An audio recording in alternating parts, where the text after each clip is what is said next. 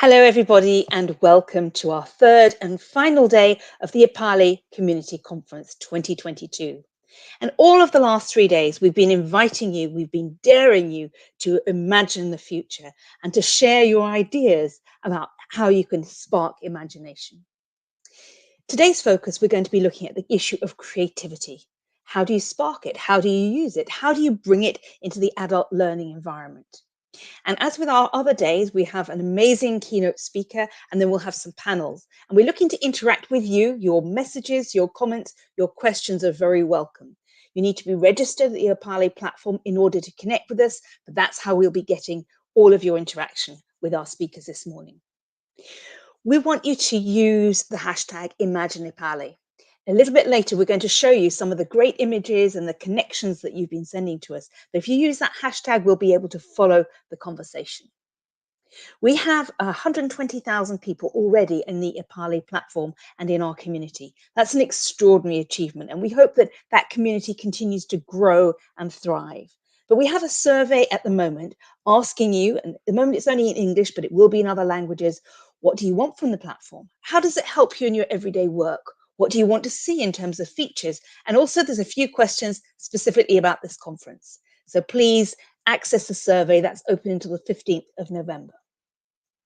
I said when we opened this conference 2 days ago that there were 17 national support services that were holding joint screenings and national events. And we've really had fun connecting with them in the last few days and finding out what they've been doing. And today is no exception.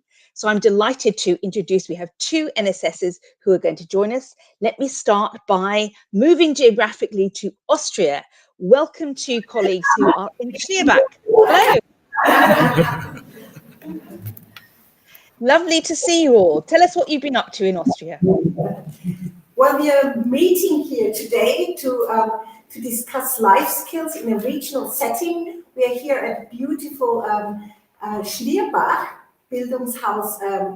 It's a seminar center space, and yeah, we are hosted by a lovely team of Space Center. And we are looking forward to watching the keynote and to afterwards exchange and tell each other about the projects that we brought along. I don't know, maybe you can see them in the background, the projects, but you will get all the information afterwards. That's lovely. Thank you very much. And we look forward to connecting with you later. Enjoy our session. Bye. See you soon. Now, the next NSS that we want to connect with, we are moving to Italy, and we are going to go to Florence to welcome to Lorenza. Hello, Lorenza. Hello, hi, good everyone. Hello from Florence by the Italian EPALE NSS and Erasmus NA. We are attending the conference in the Salon of Indira. You can see our institution, the historical Salone, together with a highly qualified audience formed by the coordinators of the Erasmus project financed in 2020 by the European Commission with a special call to stimulate creativity in response to COVID-19. So during the past 2 years, they have been working on a variety of thematic areas such as dance, music, multimedia, soft skills, intelligence, emerging artists, education to beauty, sustainable transition, digital awareness, and much more. But they all had a common key concept: stimulating resilience and creativity for adults to find creative and innovative solutions to new critical circumstances. So, and to empower them to be successful innovators.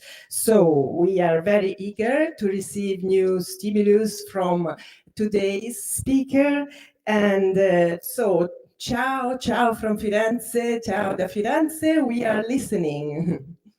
Thank you very much, Lorenza. It sounds like a fascinating program you've got going on there, and I'm sure your audience is really enjoying the time. So thank you to the colleagues from Italy for joining us today.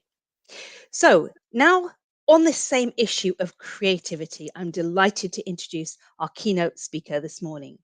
It's Professor Giovanni Emanuele Corazza. He's a professor at University of Bologna and the president of the Fondazione Guglielmo Marconi. I hope I've pronounced that correctly. We're going to be talking this morning about the role of education and adult learning in this big process of imagining and creating sustainable futures. We're at a point in the world where it's a mess, and we have got to create a different future, but that involves doing something different than we've always done. Because as Einstein said, if you do the things you've always done, you'll get the results you've always had.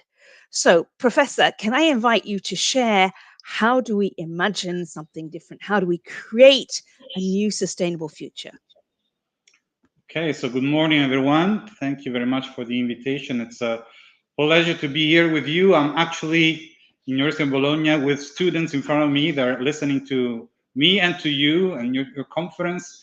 So I will get right into that with my presentation. So let me share my screen right here. Okay, and now you should be seeing my screen and my slides. I just ask for a quick confirmation that you see my slides. Yes, we do. Yes, you do. Okay, great. So, as it has been said, I'm a professor at University of Bologna, president of Fondazione Marconi, which is this entity that has the goal to preserve the memory of Guglielmo Marconi, but also to project that lesson into the future. Somebody who was a very young inventor, throughout life, a scientist, very young startupper and entrepreneur, and a visionary. And we have this Marconi Institute for Creativity, which is devoted to the study of the way in which the human mind generates idea, the value of which is non-obvious a priori. And if you understood this sentence, most of my message is already clear. So as Tasmin said, we have many problems in the world. We have climate change, geopolitical instability, inflation growing as never before, the supply chain that has been blocked, and that means that our model for a global economy has to be reviewed. We have inequalities in the ways that richness is divided in the world. We have cybersecurity problems because right now we're all connected and we are working together this morning, irrespective of the physical location which we are. But that also means that our society has open doors to people that want to use the network for evil means. We still have problems with COVID, of course, and at the center of all of this, at the center of your attention, the people. What should we do to the people, to the students, to the people that are working, to the people that are beyond education or a standard education? What should we do in order essentially to feel well in this world, which also means to feel well without knowing what is going to come? Because one thing that we have learned in the last few years is that it's very difficult to make good predictions, and therefore uncertainty is really the standard way in which we have to live. So essentially, we need to be concerned in a sense about the future and sensitive to small signals in society. Just like a surfer is sensitive to any change in the surface of the water in order to predict when the big wave will come and to be ready for that big wave in order to surf upon it and not to be drowned under that. Because we have created a society through adjacent possibilities, essentially doing everything that technology allowed us to do. And I am an engineer, so you can trust me. I know how things have progressed and are progressing right now. Some things that are changing in technology can really not be stopped because it's possible, and therefore we do it. But by doing everything that is possible, we know that we are depleting non-renewable resources. We're introducing some technologies that have exponential energy consumption, like the blockchain. So we are increasing the level of temperature and therefore the level of the seas. And we have an extinction rate for the species in the world that is only comparable to the time where the dinosaurs disappeared on Earth.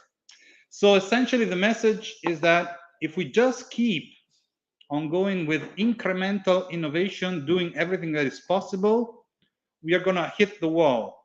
And we are the ones that created and built that wall. So we need to be able to imagine more than a single future, more than business as usual, or even go beyond trends. We need to enlarge the cone of possible futures, thinking about what is plausible depending on what we know today, what is likely to happen, but most importantly, what is desirable, what is preferable. And once we have an idea of preferable futures, now we can use our creativity in order to generate ideas that will take us towards that preferable or desirable future. So essentially, we have many fires to extinguish, many urgent matters, but that cannot prevent us to think about the long-term future.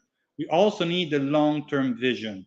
We need to be able to think about the future 10 or 20 years in advance and make decisions today, political decisions, industrial decisions, in view of that long-term future. If we keep moving with a very short-term frame, all decisions will be only contingent to the present situation and probably will make us go against that wall. So we need to allow discontinuity, disruption in a positive sense. That means generate ideas that are not necessarily in line with present trends. And this ability that we have to generate ideas, the value of which will become visible only a posteriori, our ability to jump from a state of the art to something which is not in continuity, that state of the art requires the use of our creativity. We have this possibility. All of us have that possibility. And it's not only Giovanni Coratta talking about this. For example, the World Economic Forum has been working on this line, which is called the Reskilling Revolution, since essentially 7 years ago.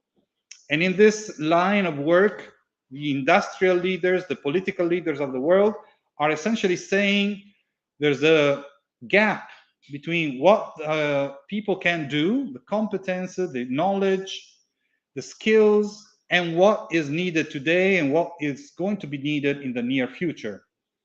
And if you look at the table there, table 3 so-called, you see a small future thinking exercise from 2018, the year of this report, where the data was collected, and 4 years in advance, 2022, so the year in which we are now. You see that some skills increase their importance, and among those, creativity and innovation, and some very important skills for which we have full courses of studies at the University of Bologna and everywhere in the world, like management of financial material resources, technology installation and maintenance, coordination and time management, quality control, technology use, which also means, and I'm not going to say that very loud, digital literacy. All of these very important skills are declining in importance. Why is that? Because a new form of labor, non-anthropomorphic or perhaps anthropomorphic, but still artificial, is coming into play and taking away, essentially, performing for us all those tasks and all those duties and all those jobs that are essentially algorithmic. And therefore, the artificial labor force can perform this algorithmic form of labor in a very efficient way. And we are left with the sweetest part, which is the human part. Our ability to imagine different futures, our ability to generate ideas that are entrepreneurial in nature, risk-taking, and looking into the future.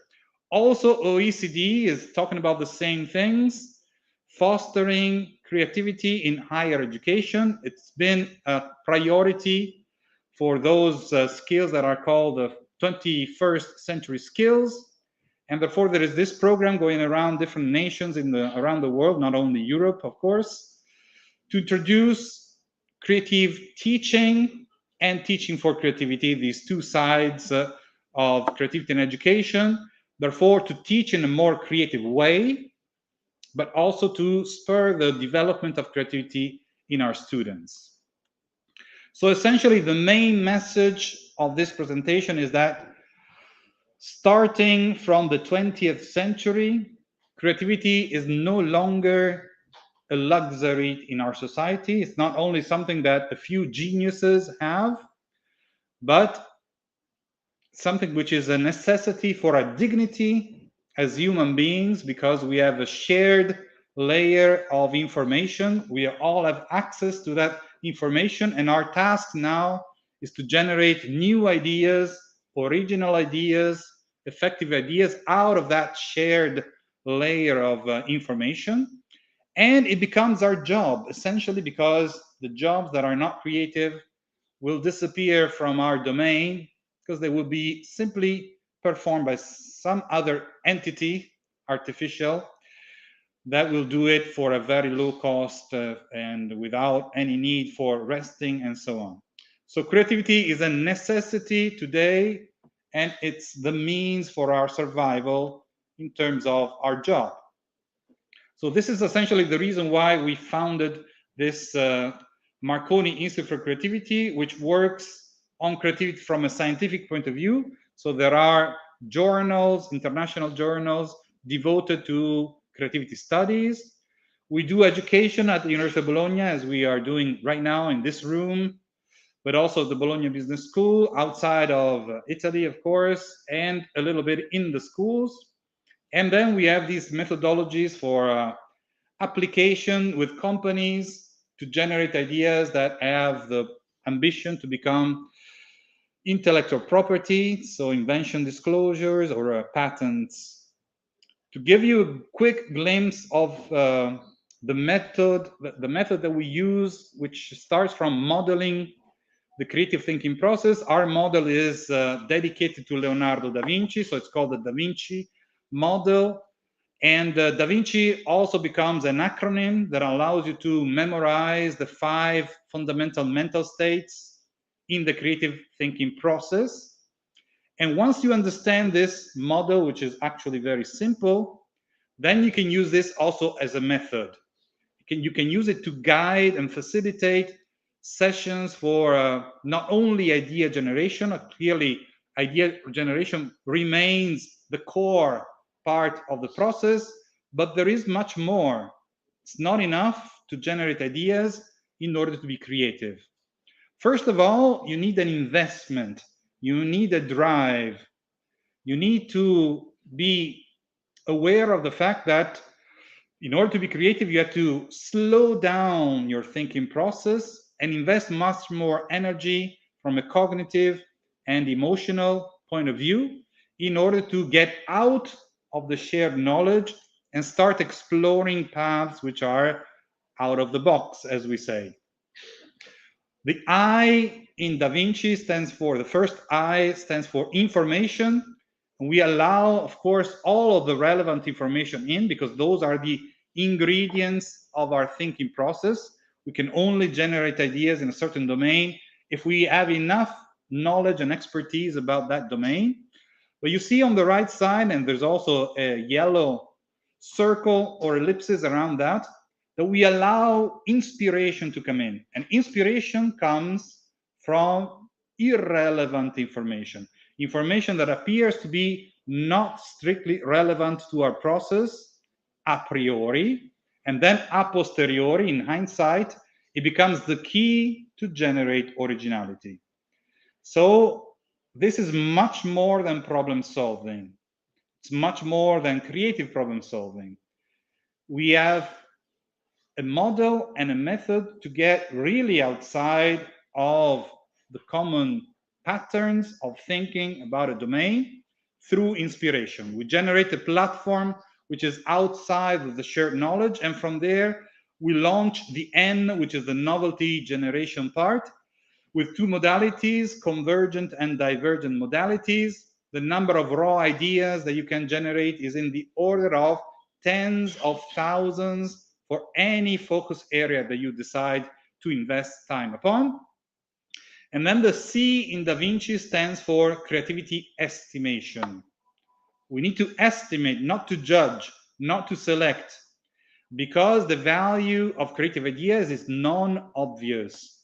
If the value is obvious, that means that the idea is not so original. It's already very close or even inside the shared knowledge. We still have two modalities, convergent with respect to the initial focus, but also divergent, which means I can try to look for value of the idea even further beyond in different futures, in different sectors, in different markets, with respect to what was my initial focus. And I could find that I generated ideas that I was not really looking for. So divergent creativity estimation is clearly the home of serendipity.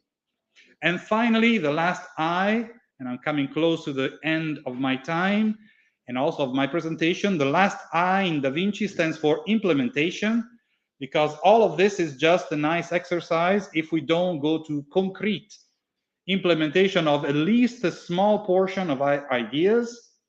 And the first step in the implementation is to be able to present the ideas to the outside world, persuade all of those that will be against our ideas, because the more an idea is creative and therefore the more it is original, the stronger the negative reaction it will be received with.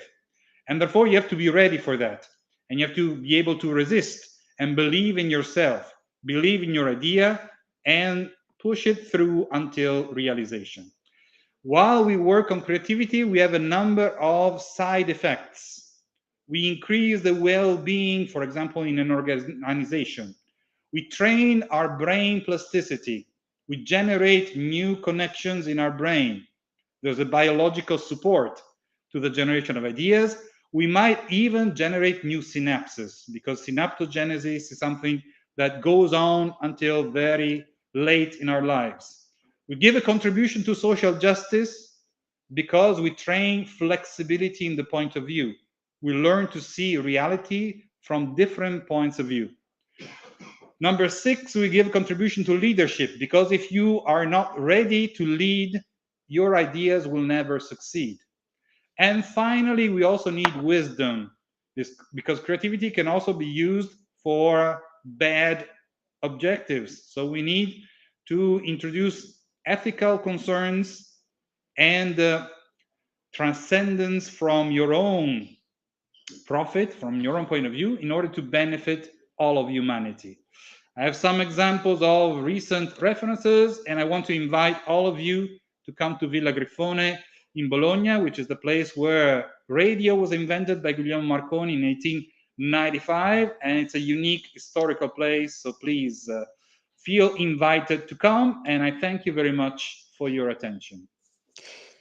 Thank you very much, Professor Corazza. Really interesting presentation and really thought-provoking, and highlighting for us how much we need to have an open mindset, I think, because when you said that the information that you need that sparks originality is the irrelevant information, the information that you don't know that you need, the information that you don't purposely go to collect because it isn't on your initial to-do list, but opening up your mind. And I love this, the surfer who feels the tiny signals in the pressure of the water. And I think a lot of our education is about looking for the big signals. We say, what are the big trends? What's coming and how do we respond? But you're talking about multiple levels of sensitivity, pulling in information from many different sources. And our keynote speaker, Professor Andriotti, on the first day said that we need to move away from education, which is around mastery, saying you can master these skills and tick box and it's done,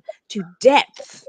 And I think we could perhaps include width or breadth. So depth and breadth education, because I think that's what you've described so nicely as being absolutely essential to the creative process. What do you think? Well, we talk about this T. So you need to go deep, because if you don't go deep, you have no possibility to generate ideas that have high value in a certain domain. But at the same time, you need to be able to make connections between different disciplines, to go beyond the walls that we have built around disciplines in a way which is really harmful to a broad understanding. And this problem has a very long legacy. So even Poincaré, back at the start of the 1900s, was talking about the fragmentation in science and the fact that it was very important to go beyond this fragmentation to have a broad view. I can tell you that when we try to train professors at University of Bologna for creative teaching, what we do is cross-pollination. So we take principles from one discipline, for example, in medicine or in science, and then we force professors from humanities to use that principle in teaching their own subjects. So we force connections, and you have to see that this kind of exercise is really, really generating beautiful examples of how we can exploit the plasticity of our brain and then of our mind and our knowledge in order to generate surprising associations. And through this, you get joy and you get also interest from the students. They're looking at me with, you know, the strange eyes of students that look at you. But yes, that's true. You can stimulate interest by creating novel associations. Thank you. I wonder if you just it can take 2 minutes to give us some insight. What distinguishes a creative process from a non-creative process? And this is to give people a sense if they get stuck in a pathway that they that is not going anywhere. What is the sort of distinguishing characteristic to say you need these elements for it to be a creative process? Okay, this question also relates to the relationship between intelligence and creativity. Are they the same thing? Does intelligence include creativity? Are they totally separate? And I can tell you that in the psychological literature on these two constructs, there are many, many answers and there's no full agreement. But essentially, what is the difference between an intelligent behavior and a creative behavior? There are two elements that are critical. First of all, in order to be intelligent, you need to have clear goals, and then to be efficient in moving towards those goals and perhaps to find solutions, to provide brilliant answers, to make correct steps. In creativity, you do not need necessarily to have clear goals up front. Actually, to have that fog in front of you, to have uncertainty and not knowing where to go is a critical element, because if you already know what are the final objectives, your cone of possible ideas becomes very, very narrow. That's the first element. The second element is that in creativity, the value of the ideas that you generate can only be extracted a posteriori. And it's an art.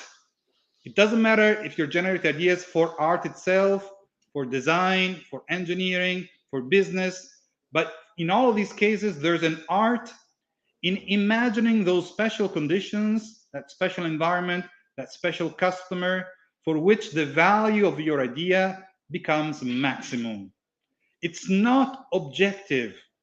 It's fully subjective, fully context dependent, and the art is to imagine the best possible conditions that maximize the value of your idea, as opposed to an intelligent behavior going towards a clear goal, the value of which is known a priori, and that will normally, if you achieve that good result that you know from the start, you will be applauded. People will say, yes, thank you, you're intelligent, or maximum grade.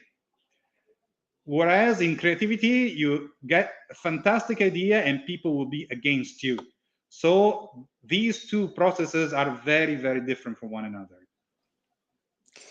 And is there any limit to creativity? So let's say there's a we're looking at a problem, maybe a complex, wicked problem like climate change. Are you suggesting that what we should do is be creative and throw out as many different potential ideas as possible, and then there's a process that allows a few ideas to then be selected? Because you talked about this cone with multiple futures, some of which are feasible, some of which are desirable, but you have to have multiple choices. So the idea, presumably, of creativity is to produce as many potential paths, so you have choices.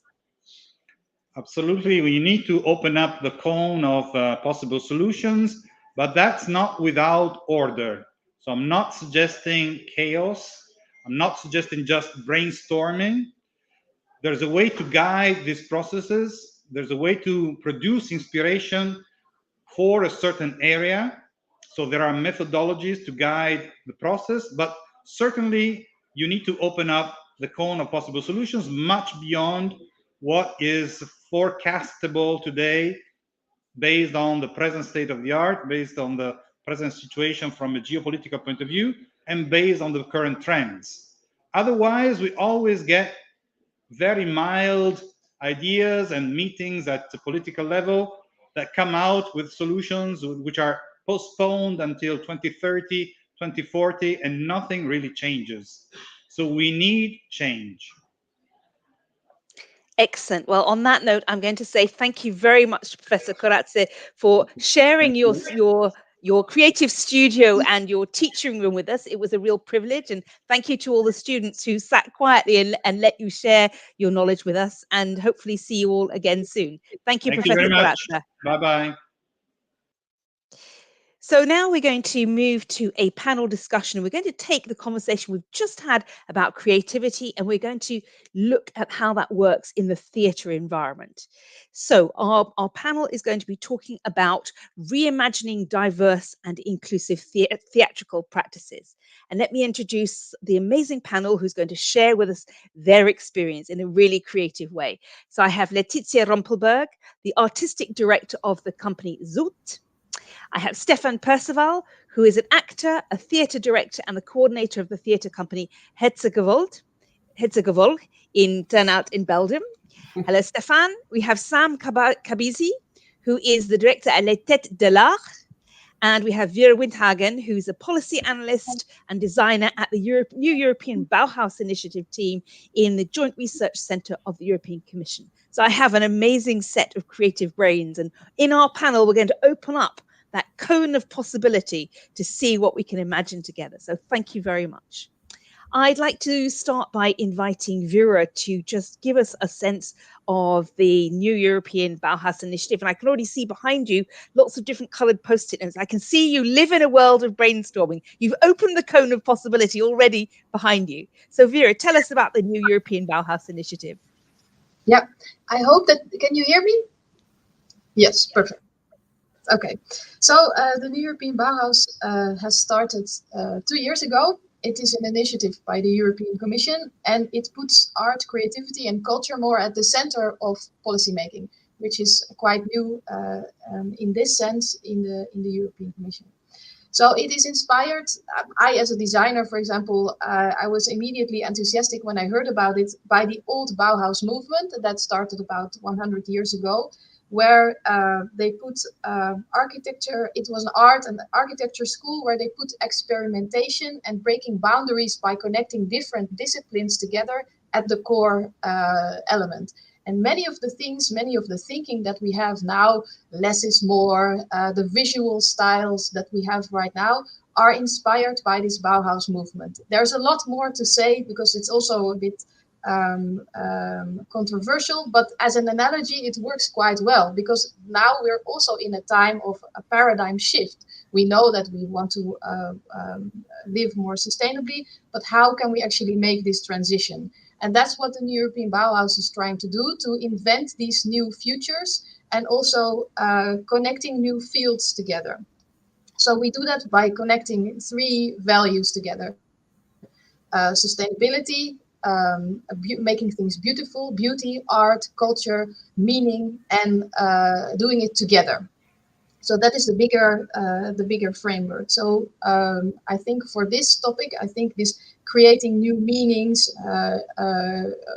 inventing new stories, finding out how we actually want to live together is the core element that art and performing art brings.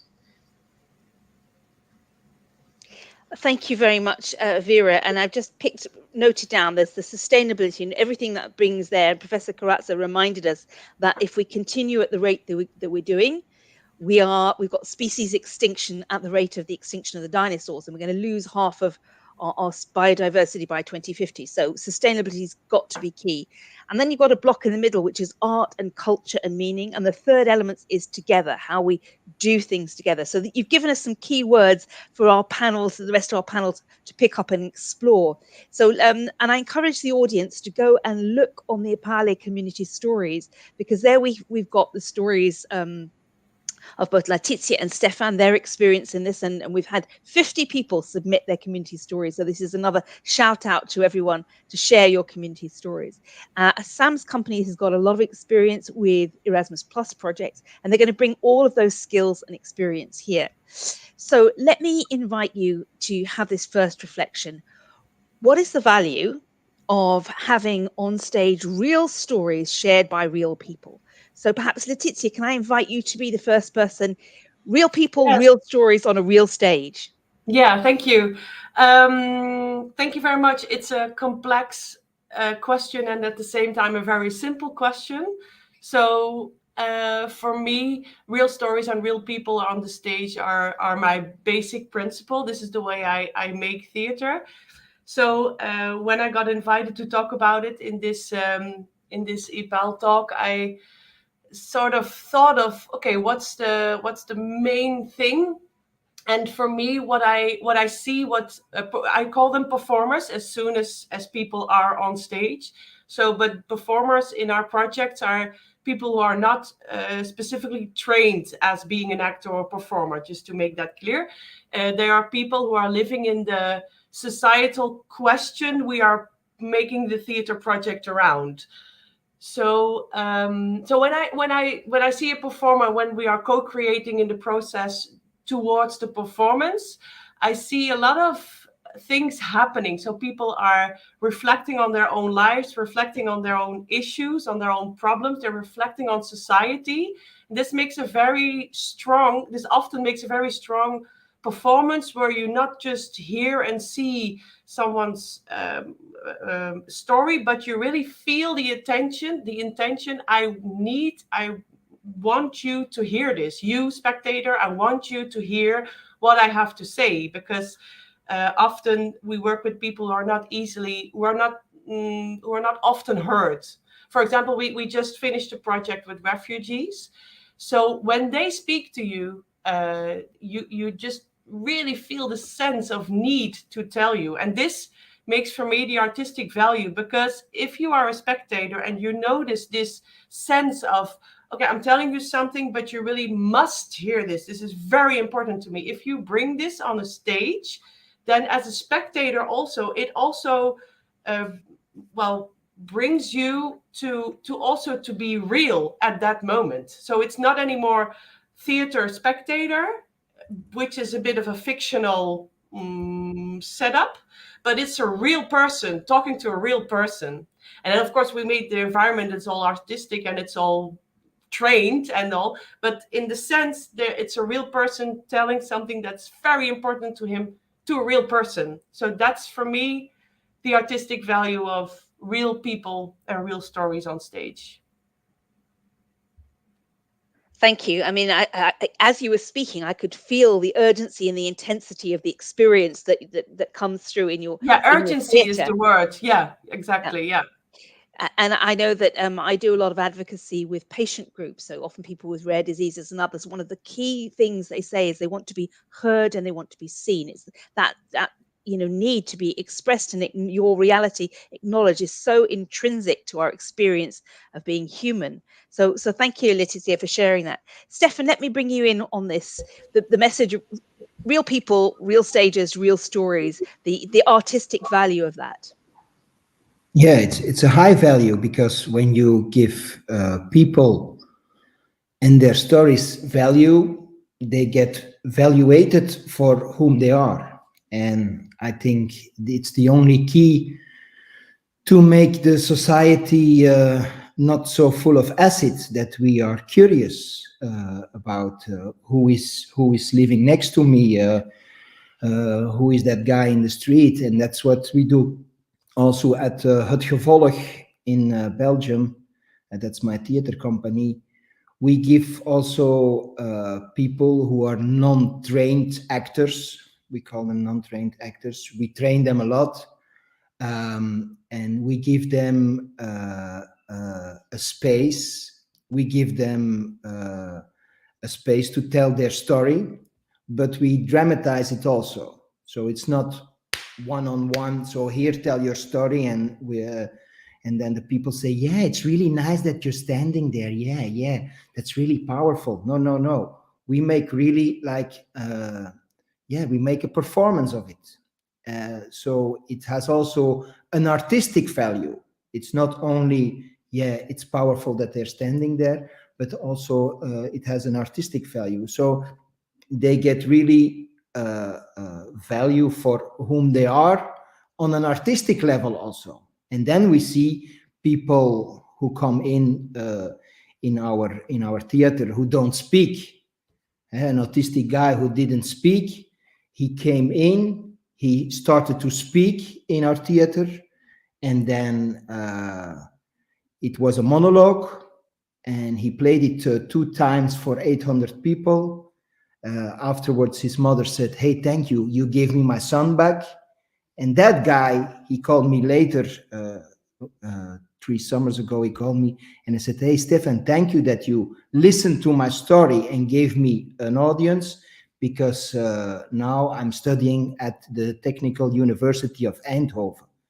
So you see that when you give people and their story a value, they really grow also in society. And I think we have also, as artistic people, we really have to look forward that it's also on a high artistic level.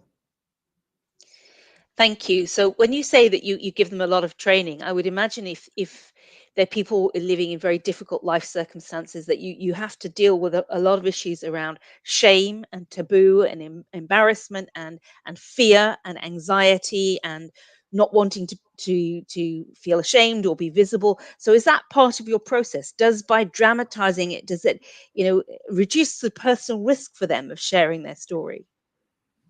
Yeah, but it takes time also. Yeah. So you can't expect that somebody is coming in and is very vulnerable. And listen, this period of in history, everybody is very vulnerable. Everybody. We've got managers, we've got people in poverty, we've got refugees, we've got people with a disability. But you see, it's a wide range. 8 years ago, we could say, yeah, it are people in poverty or the refugees or people with a disability. But now everybody's coming in. Everybody wants help. Give me my voice back. I've got a story. My daughter wants to kill herself. I live in a car. I don't have money anymore. I can't pay the energy checks. So yes, in the first step, we are listening very well.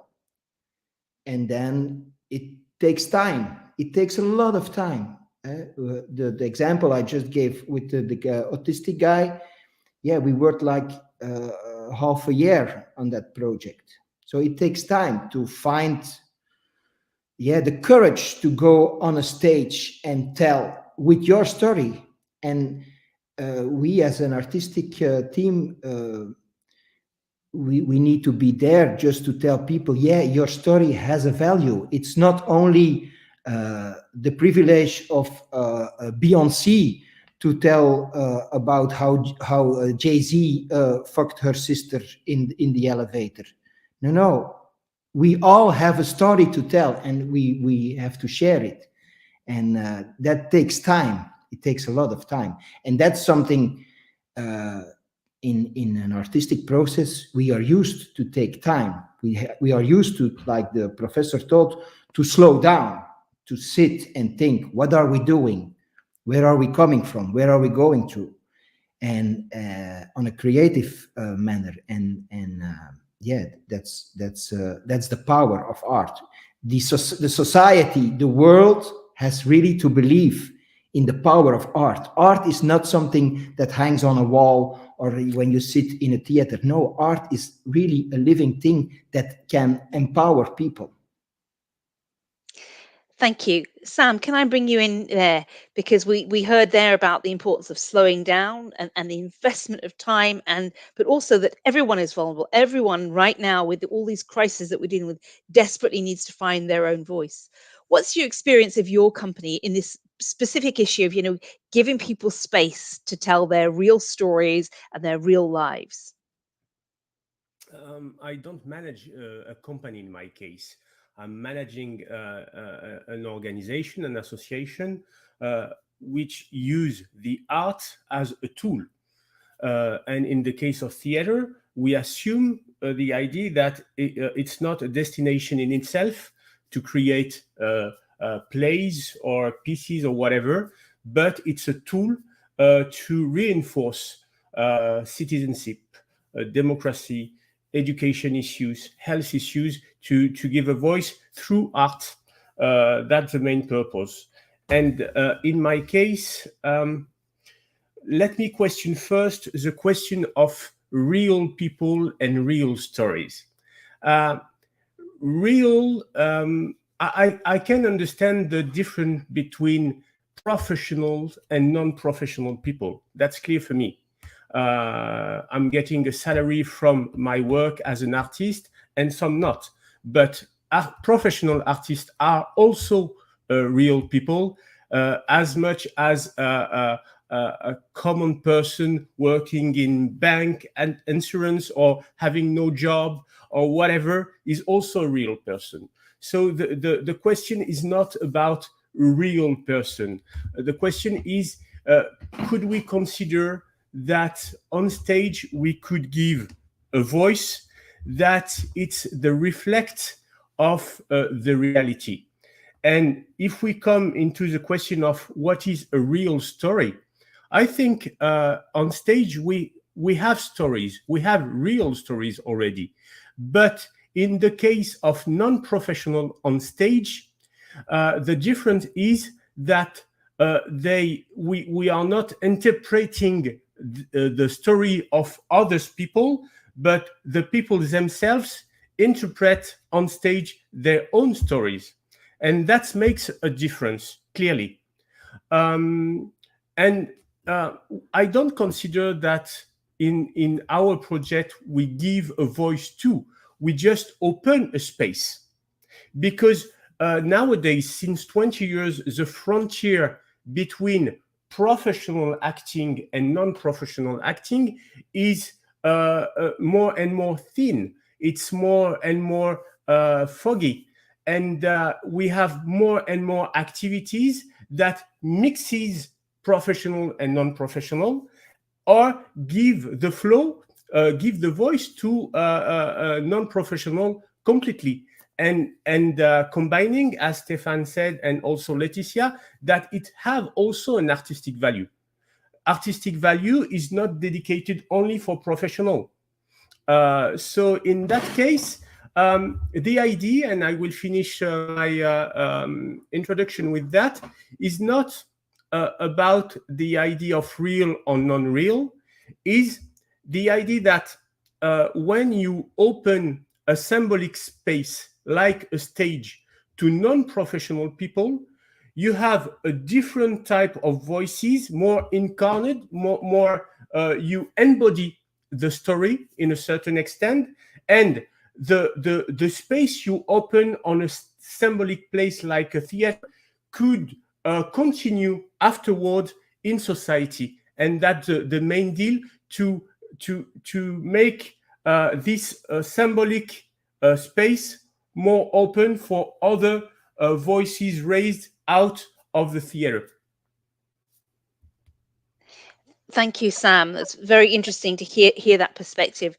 Vera, let me bring you in, because we've been talking about the value of theatre and art, but particularly a space for voices to come through, to embody and incarnate their experiences, to think through things and reflect on these. You work in the policy environment, and you said that the new European Bauhaus Initiative is the first time we've attempted to bring this discipline and these principles into policy making. How do you use this discipline and this mechanism of bringing stories into the way that policy is decided? Yeah, that's a good question. And I have to be careful because I'm already a policymaker myself now for quite a long time. So I try to stay out of the policy language, but you have to help me so if I talk too much in policy. So what we try to do with the Bauhaus is to promote, next to the values that I already described, a couple of working principles. And we try to put these working principles in all the work that we now do. So we have calls, we have labs that we work with.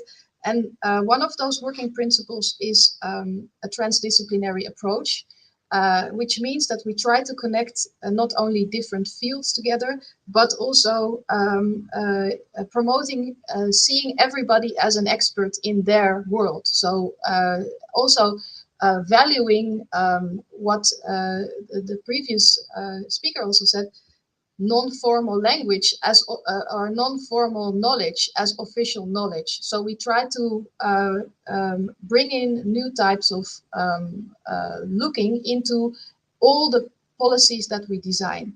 Another working principle that we work with is a participatory approach. So I think it's crucial that the people that we design policies for are included in the policy making, and a participatory way of working. So including the voices of the people that we're actually talking about in a process early on when designing policy, not afterwards when you want to inform people, but from the start. I think it's one of the other crucial elements. Thank you for that. Just again, a very practical question, Vera. I know that when the Commission puts forward a new policy, for example, or a new proposal, they have to put in an impact assessment. And the impact assessment, has a whole series of evidence. How do you quantify the evidence that comes from theatre, from art, from beauty, people's stories? That sort of feels to me like a fundamental mismatch between a document which sets out academic reviewed papers. Here's the evidence of the impact, and then stories. I don't know how you square that circle. How do you do it? Well, we had, it's a very good question. And we had a lot of discussions, for example, on this third value that we have in the Bauhaus, which is called beauty. So quality. What is quality? How do you define quality? And how do you define artistic meaning? Or how do you, that's something that you cannot quantify in a criteria, for example, but you can explain what quality actually means for you, or what dimensions it has, or what that's what we try to do. I see Stefan nodding, but I think putting it on the agenda and having an open discussion about this is also very important. Thank you. And just to let you know, we've had some reactions from our audience. We've had a comment agreeing with Stefan, on a comment saying the value then of giving people space for their stories and valuing them. So thank you, Dragonara, for sharing that on LinkedIn. We also have a question that's come in from Facebook that says, thanks for sharing these inspiring experiences, but what does theatre have to say about democracy? That's an interesting question that maybe I'll ask our colleagues. And we also have a comment that came in from Vitalia, who said, we often give not only values to people, but also labels that limit their possibilities and their identities. So I'm going to go back to our theatre colleagues. And Stefan, I'll bring you in first. We want to know what happens if labels can be both add a value, but also create a limit. So if you call someone homeless, then forever they're labeled as homeless. How do you move beyond that? Even though that gives legitimacy to their story about what it's like to be unhoused. And what does theatre say about democracy? Yeah, a lot. And then I come back to Vera about the impact. Yeah, we have also this discussion all the time, because investors want to know what is the impact. And the impact, dear ladies and gentlemen, is that you give value to people. And when you have a firm, when it would be a firm, but it's theater and people think, yeah, it's for fun, theater, art, it's for fun. No, it's also a firm. And we give, when it would be a firm, you would say, yeah, but a lot of people who work there, they have a really high value. So that is really a big impact on their life, on their way of life, on their studying, on their going to the market to work again. So I think that's the impact. We can't give numbers. That's our problem. We can't give numbers, because when you have to give like an impact, when you have a refugee who's coming and you say, yeah, but in theater you can really learn much faster the language, because we're gonna tell you, we're gonna work from your story. Then is there an enquêteur coming and he says, yeah, and now we're gonna the impact, and he asks him, can you tell me when did you come to Belgium? And the man is like, so there is no zero meeting. But after 6 weeks, we can say, hey, he talks already Dutch, and he talks it better, and he tells his own story. So I've got a lot of examples of people who can't speak the language, who can't speak at all, but by giving their story a value, they participate to the society. So, and that's the democracy. But what I hear also here in Belgium is a lot on the political side, that they say, yes, Stefan, that's really nice that you give the people a voice and they tell their story. That's really nice, but not too loud, not too much. Please keep it in the safe space, like we think. We think, are people with a disability, are people in poverty. Fuck you. We have to pull off the labels and listen to the stories, and then you have the impact also on the democracy. But yeah, we all need to think out of the box, and I think in a political way to think out of the box, in a policy way to think out of the box. I don't know. I'm getting always yes, Stefan, it's really nice, but what is the impact? Yeah, but really, they always want to push art back in the corner. Back in the corner. You're the joker. Go back in the corner, Stefan. You're the joker. And I'm always there with my people. Hey, he can't speak. He's working again. He's studying again. Come on. It's art. Art is the power. Back in the corner. Back in the corner. And people in high buildings are saying, yeah, art. I've been to the opera last night. It was really nice. So now I'm going to make some policy. I think yes, we have an impact on democracy. Yes, a lot. But people have to really take the role of art serious, and not like, yeah, it's a hobby. It's something at the side. I do it also. I do painting after my work.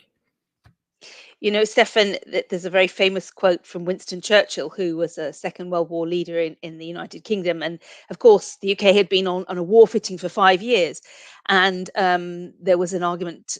One of his staff said, well, you know, we'll do the culture and the theatre things later, because that's not what it's all about. We're on a war. And he turned around and said, if it's not about art and culture, then what are we fighting for?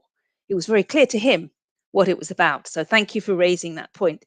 Letizia, let me bring you in. Sorry, Stefan. No, sorry, but I feel now there is overall there is a right-wing movement coming up, and I feel overall that the right wing say art, it's not so important. It's not so important. So yeah, that's why I'm so excited about it. Your passion comes through, Stefan. We quite see it. Letizia, you know, this absolutely important link between theatre and democracy that our audience asked us about. What's the impact of theatre? What's the link between the kinds of theatre work you're doing, giving spaces, giving voices? How does that link into democracy?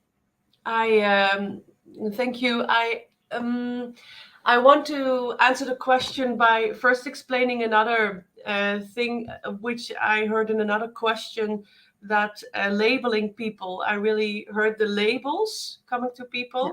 And of course, it's very easy to put labels on people. And what I realize is that labels are really, they just work for just a small amount of, they're very practical. When you go to hospital, you need a certain insurance or anything. But besides that, labels really suck. So what I really try to do in my theater practice is to use the labels and then reuse them. So I start to make people ask themselves back again, what is a label and why am I labeling people?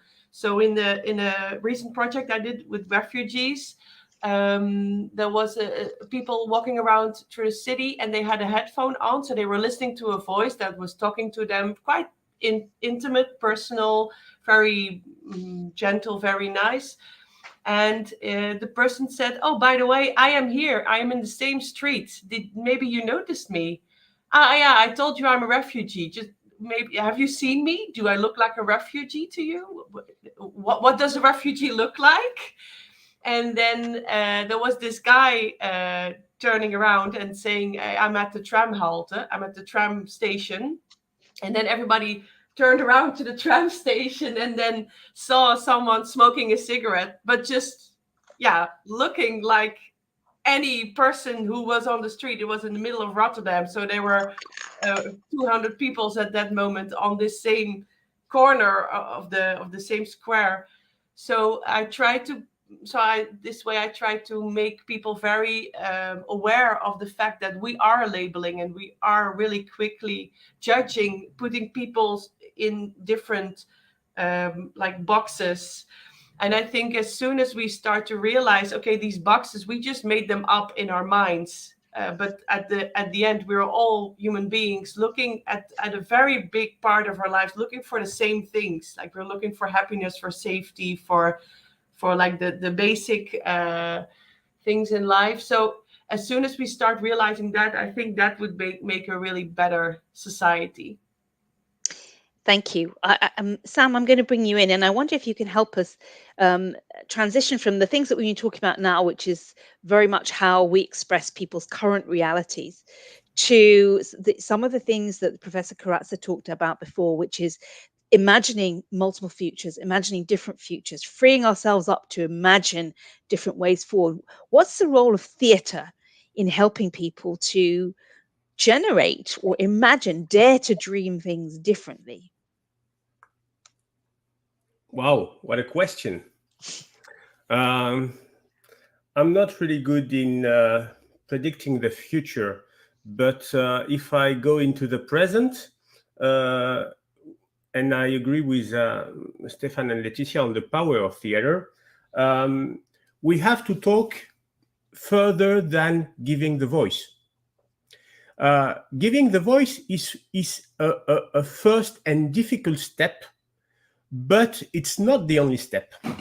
Let me tell you a little story. We worked with women out of Marseille, and they were invited several years to share their stories, non-professional, in a kind of festival, to share real stories. And they came the first year. They were so happy about that space, so happy to be listened, to be able to explain their reality, etc. So they came back the second year, the third year, and the fourth year, they said, we won't come back again, because raising our voice is not enough. We expect now the possibility, the capacity to decide about our life. We don't accept that you instrumentalize this space of being able to speak and say, okay, you had the possibility to express yourself also in an artistic way. Now we want a change in our daily life. We want a change in our reality every day. So if you just invite us to give a voice, it's not enough. We need power now. We need capacity of decision. And we need to consider the power of theater, that a first step, giving a voice, sharing a voice, and perhaps we can also reflect on what means having an inclusive approach on that aspect, because for me, it's not having an inclusive approach if you create a space where the same people are gathering. I mean, if you want to make something inclusive, you have to gather different type of people in the society and accept also the debate, the conflict, the friction that can be created by this confrontation. But we should not think of we have to work for poor people to invite poor people to stay together and say we are poor all together. This is not having an inclusive approach. So it's also another work to engage. But I'm trying to make the connection with the question of democracy. If I follow my idea, giving a voice is one thing, but giving the power is another thing. And democracy is also that question of that process. In France, we have a kind of fashion around eloquentia, how you can take the voice. In my point of view, taking the voice is not enough. We need to, through, and this is the power of theater also, be able to create the debate, create a space for complexity. When Twitter allows us only 140 characters, we need to come back to the complexity of the topic and the society challenges, and make the possibility that people relearn to debate together, including the complexity and accepting the position of the other. So this is what we call the contradictory debate. And this is directly linked with what is democracy now.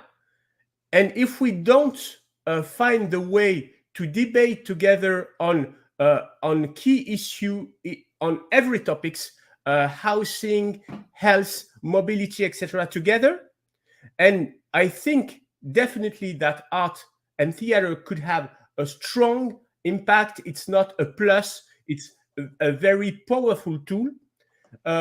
We have to create this debate, and from a voice, a debate, then the power to decide. Everything is linked. Thank you, Sam. I think that's very interesting to talk about, to say that the voice alone is not enough, and giving a space to talk is great, but if nothing actually changes, then people no longer want to invest their time and effort in it. And I think that's a very strong link to democracy, because what we've seen over the past 10 years or so has been a drop in trust in politics and politicians. We've seen a drop of trust in institutions. We've seen a drop of trust in media, and even intergenerational, interpersonal trust has the indicators of that are going down. When you have little trust in society, that's when your political system fractures. And so thank you for making that link into democracy.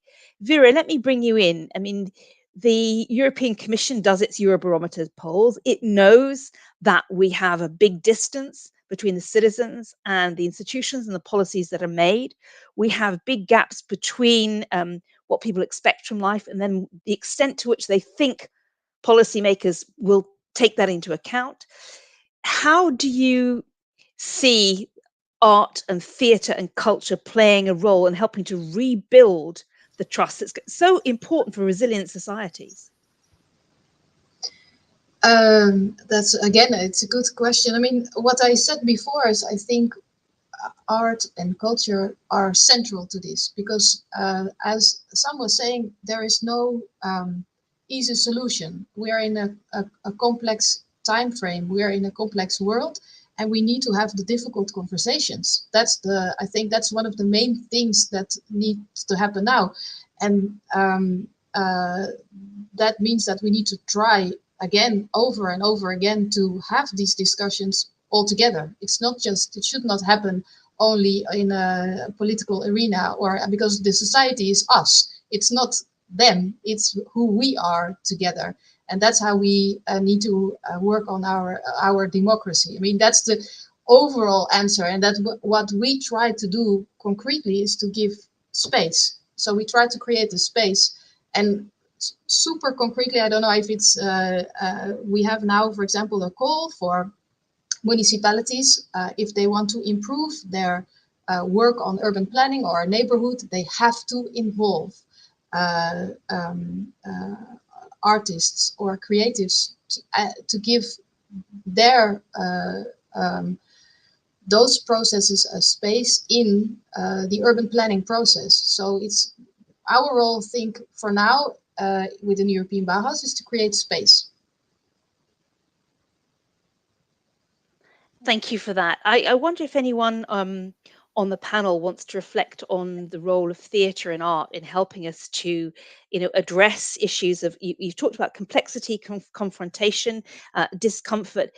We tend, when we look at things like climate change or tackling poverty, it's often seen as a trade-off.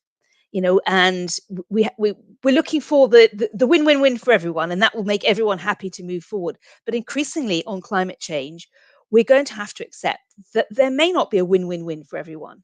How do you see theatre and art helping people to adjust to a new reality? So, for example, for climate change, maybe we shouldn't be taking holidays abroad. Maybe for climate change, we shouldn't all be owning big houses. I mean, these are big changes in life that may not, and we see that at the moment with a lot of cities where the it's a battle in the roads between cyclists, private cars, and public transport. How can theatre and culture and art allow this confrontation to take place in a safe environment and get to a point where we're comfortable with the discomfort of the solutions that come forward? And anyone on the panel, please signal if you want to speak. Sam, go ahead. After the question of the key aspect of the debate and accept the complexity, I want to come back to the basis of the theater in this aspect. It's a question of the sensitivity of the emotion we talked about earlier in the debate. I mean, we are in a period of information, facts, statistics, but the way that people can make their own opinion of something goes through the personal experience, goes through the question of the impact of and the sensitive approach, not the intellectual one.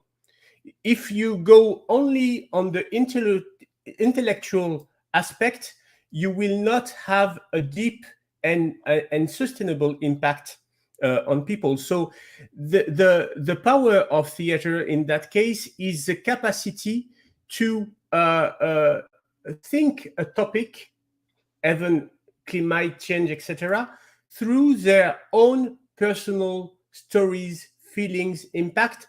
And from this personal, affective, sensitive, subjective approach, you can start to build an intellectual vision and statement about a topic. Whatever, is it climate change, or is it my vision on kind of mobility or whatever? So the key aspect for me is taking into consideration, as much important as the intellectual approach, the sensitive approach. Thank you. Does anyone else on the panel want to reflect on this? Sam, go ahead. Oh, sorry, Stefan. Yeah, I think art is the best space to reflect on all these topics and to talk about it. And people who are very vulnerable, people who live in poverty, they don't care about climate. They don't care about racism. They don't care. But when you talk about it, when you make time for it, when you are eager to know the story of the guy you don't know, or the people you walk on by on the street, then you learn each other's worlds, and And that's the power of art, that you really can reflect, can discuss in an artistic way. You can make theater about it. You can put them in a scene with somebody, a confrontation with somebody who they don't like, and talk and meet each other, make a confrontation with each other, dance with each other, whatever. So I think art is really a space where you can reflect, but it's very important that the policymakers know that art is something sustainable, really sustainable. It's not, okay, now we're doing a workshop like for 2 days and now we're all happy again. No, we have to really be the engine of society. Art is the engine. Theater, in my case, theater is the engine of society. We are so important. So please give us a place. Don't talk with the municipality. Talk with the artists straight. Go put the artist in the corner, in the quartier where they have to be, and let them. Because otherwise there is a politician who says, yeah, my niece, she's also an artist, so maybe she will put a bench and a little playground over there. No, talk with the artists, straight with the artists. Please, Europe. Please, world. Thank you. We have just 2 minutes left in this session. So, and I can see, Vera, you're ready to speak, and you're nodding a lot. So if I can give you the last 2 minutes, please go ahead. Yeah, no, that's the Stefan. That's the other thing that we try to do. So on one hand, we go to these municipalities, but we also try to give artists themselves more calls, better roles, better putting them more in the spotlight, creating a prize where we showcase this is what the value is. This is what we actually do. I wanted to say something else as a last point, because that's also a little bit my frustration. There's not always a trade-off between sustainability and doing it together. So I think what you show now in the talk very well is that you can project at a new future by looking at things differently. And I think a lot of people are still talking about this cannot be done and this cannot be done. But the key aspect, one of the key aspects, and that's very valuable, is that you look at things from a different angle. And that angle makes that things actually change. It makes things move. And I think that is what is needed right now, above everything else. Thank you. We'd like to bring back Lorenza from Italy, from the NSS, because I know their team have been listening very attentively to this amazing panel that we've had. Lorenza, what would you like to ask our brain sets here?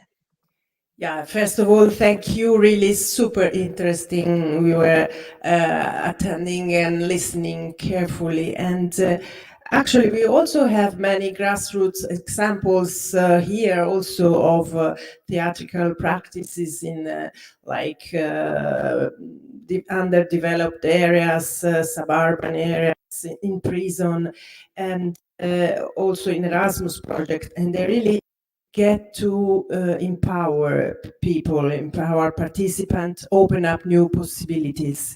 But on a larger scale, the question is, so Stefan said theater is the engine of society. Does theater have an impact on society at large? Can it really have an impact? Leticia, can I invite you to be the first one to respond, because I didn't get a chance to come to you before? Yeah, thank you. It's funny because what I wanted to stress before is actually the answer on this question also.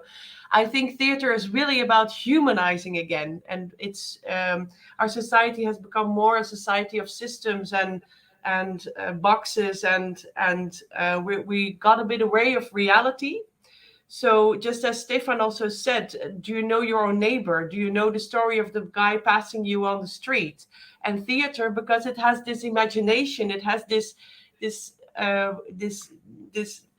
other connection in your head, which makes it possible for you to imagine other people's lives, and then really imagine what it's like to be on the other side of the perspective, or on the other side of the societal problem, or on the other side of your political view. So I think humanizing and really thinking again like a human, and being able to be in other one's footsteps, or being able to be in other one's shoes, that's what theater does. So yes, and then I think with that you make an enormous impact on society.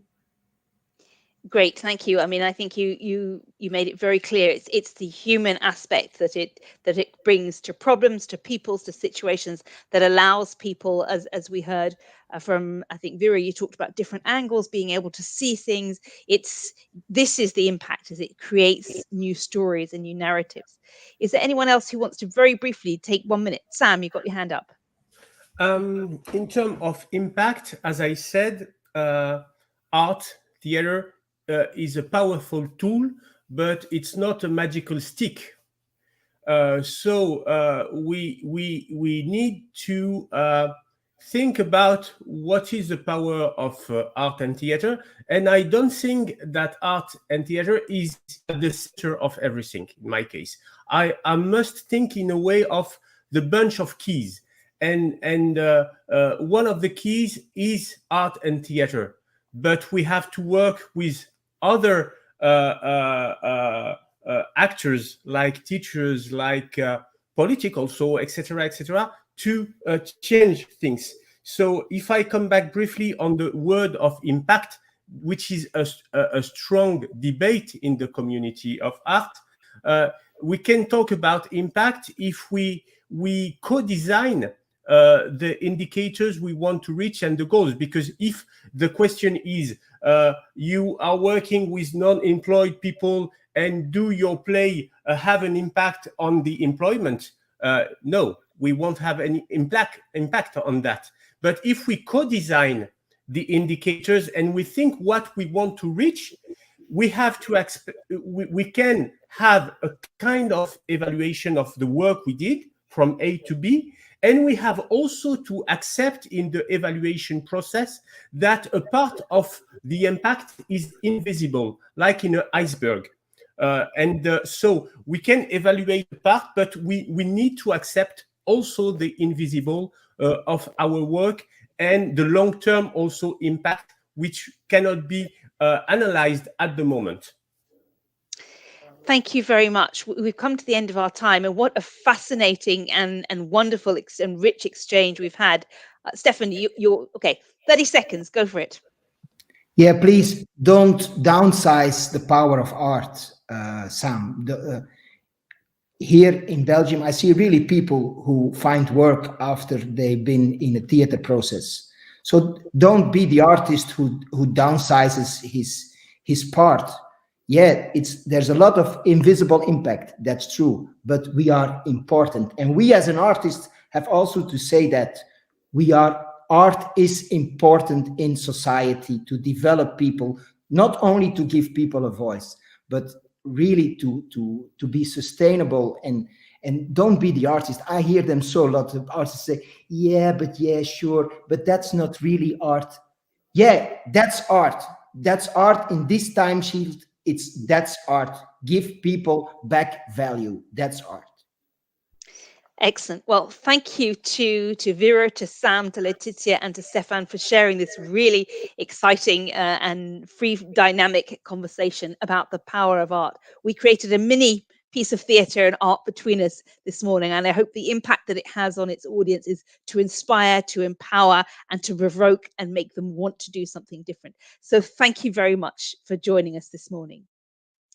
We're now going to connect with the NSS in Slovakia, because they're going to share with us what they've been doing. As I've said, we've got 17 NSSs that have been having activities, and we'd like to hear from Slovakia. What have you been doing? Ljubika, please go ahead. Hello, good late morning from Bratislava, Slovakia. We would like to make some little comments on the event which we organized on the first day of the community conference, in which we welcomed 49 participants for the screening of the program of the conference and the national event, which was a discussion forum, the theme of which was adult civic education and its significance and contribution to the society. Unfortunately, the discussion with representatives of the civil society organizations and the Ministry of Education took place only a couple of days after the said act of terror and hatred in the streets of Bratislava, which deeply touched the Slovak society. Nevertheless, our discussion focused on the activities of these organizations that support vulnerable and non-mainstream groups of adults, but by their activities also try to help people understand the multi-layer complexity that Mrs. Andreotti and some other participants referred in her keynote speech and other contributions during the conference, and also which have helped to fight the fear of new, different, or unknown, and build empathy and cohesion in the society. Thank you very much, Lubika, for sharing some of the perspectives, and our thoughts are with you in Slovakia. It sounds like it was a really interesting event, and that you found inspiration and new ideas and an opportunity to reflect on what you were doing and how you could deepen your practice. Absolutely.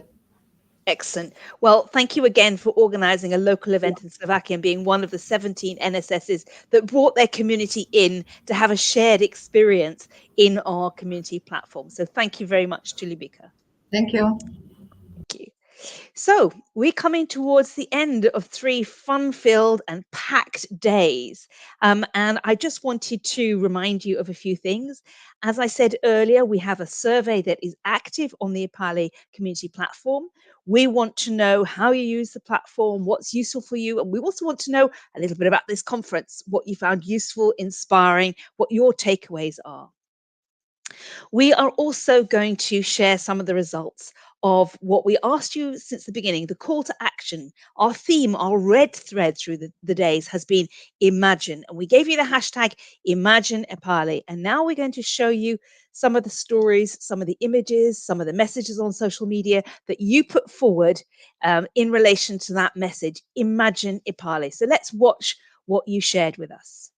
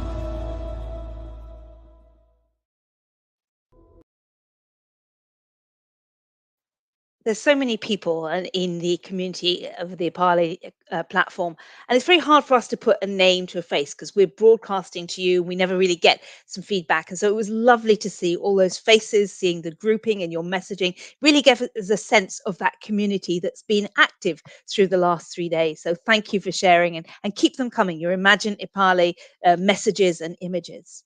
I I have the difficult task of trying to bring together some of the red threads that we've had over the last 3 days. And I thought the best way to do it would be just to mention some of our keynote speakers and what they've brought to us. So Professor Andreotti invited us to use our senses, to be really connected to our bodies, not just live in our minds. She said we should invite others into our creative journey. And she reminded us that many Indigenous communities have a connection to the earth and to nature. They feel it speaks through them and works with them.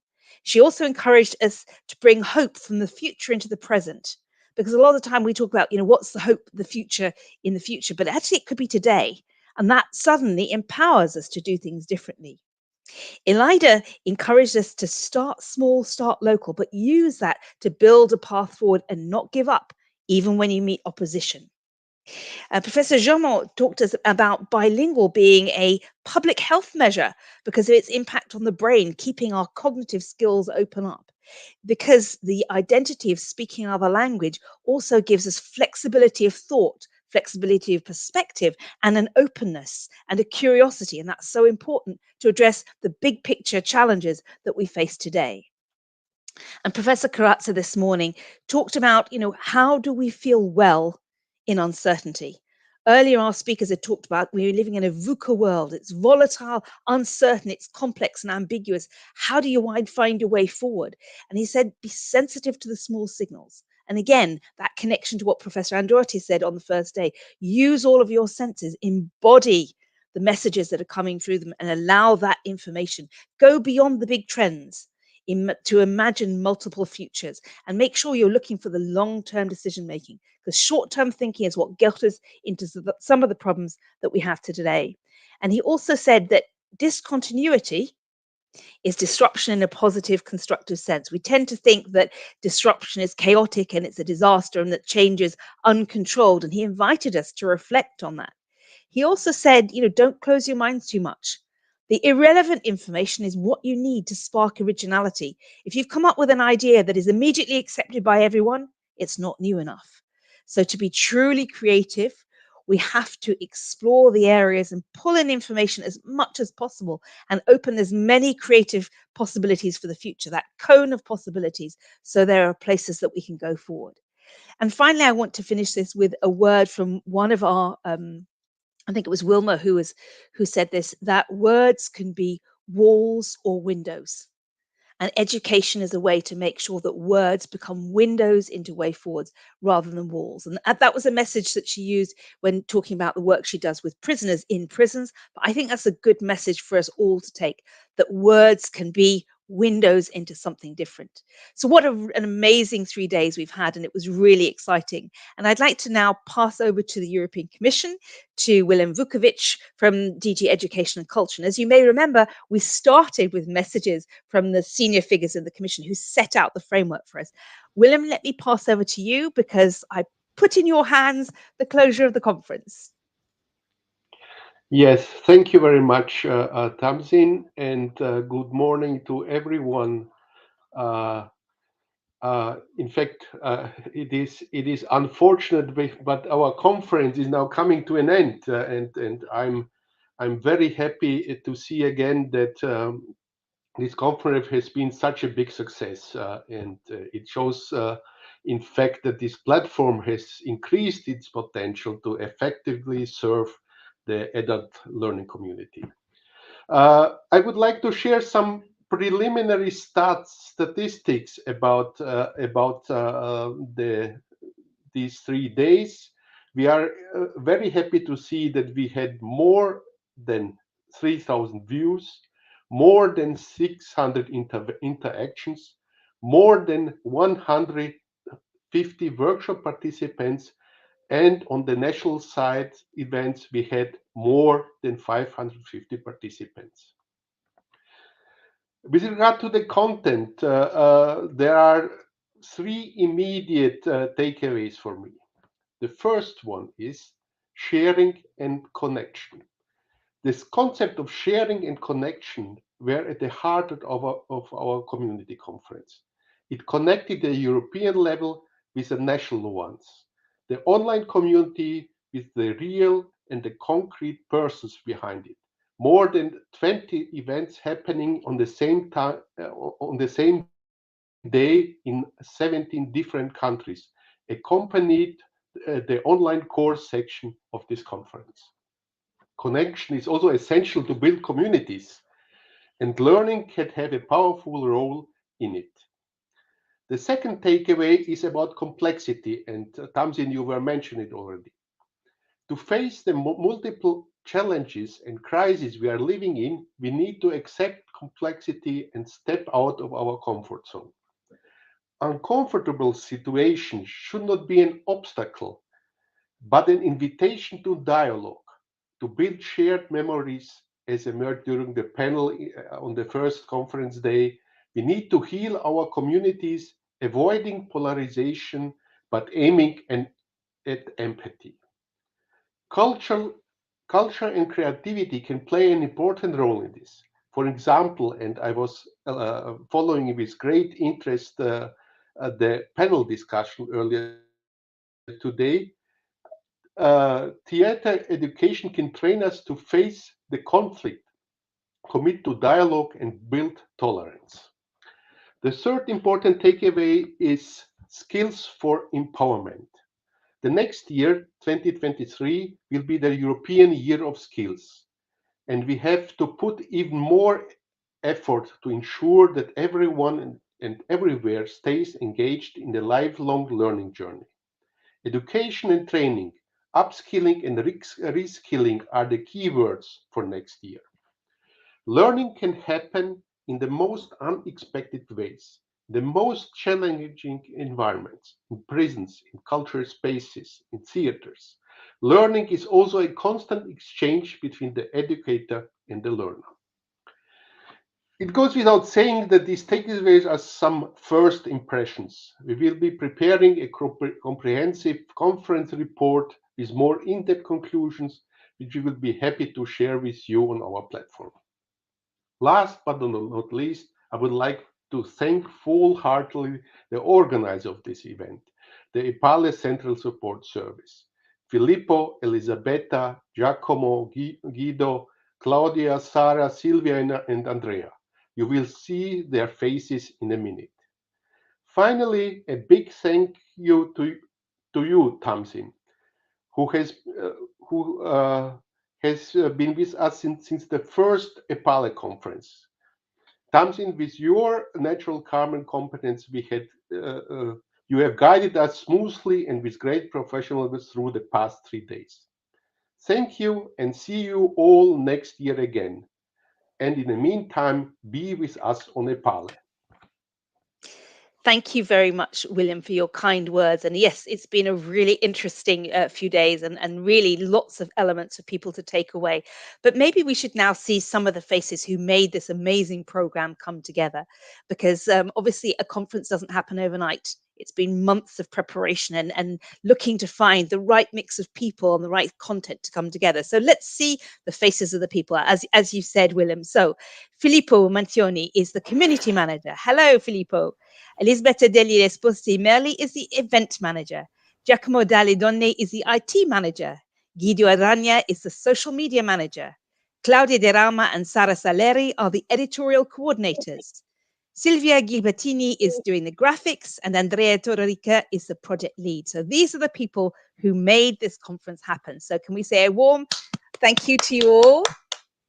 And a conference is only a conference if there's an audience. So I want to say a warm thank you to all of you for participating. We knew you were there, you commented, you sent us questions, and that really helped build a sense of community. So thank you to you and all our amazing speakers. Same time, same place next year, the EPALE Community Conference will come back bigger, better, and even more interesting. So we look forward to hearing from you. And don't forget to send us your views through the survey that you'll find on the EPALE platform. That's open till mid-November. Till the end of October, we still want to hear some of your community stories. And many of our speakers were selected because they submitted their community stories. And this year, our theme is what inspired you to come into the world of adult education? What brought you in here and what keeps you in here? What's the joy that you find and the inspiration in your work? So thank you all. And I just want to say the event is not finished because there's a workshop that's starting at 12 o'clock on creative ways to engage people with culture. Thank you all. Keep learning and see you soon.